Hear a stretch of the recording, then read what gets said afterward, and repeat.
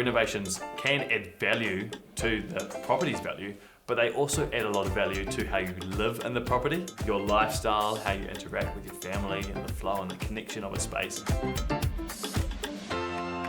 I really enjoy this concept, which is kind of like a glow up. I often buy secondhand furniture at a really affordable price, and I'll use paint or spray paint to give it a completely new look that suits the house. A great weekend project that I like seeing the transformation of is a feature wall. It didn't take a whole lot of time, didn't cost a huge amount of money, but it made a massive impact in the room.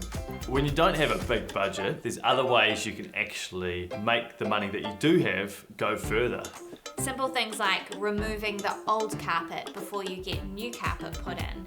You're not paying for someone else to do something you can easily do yourself. Getting multiple quotes from contractors to actually find the best deal for you. Learning how to paint is going to save you a significant amount of money when you are getting rid of things in your house.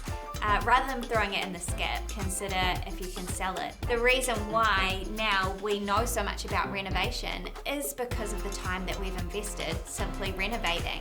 And all of these skills that we've learned has made us more efficient with our time and our knowledge. Renovation really means a transformation, and you can transform spaces without spending a huge amount of money.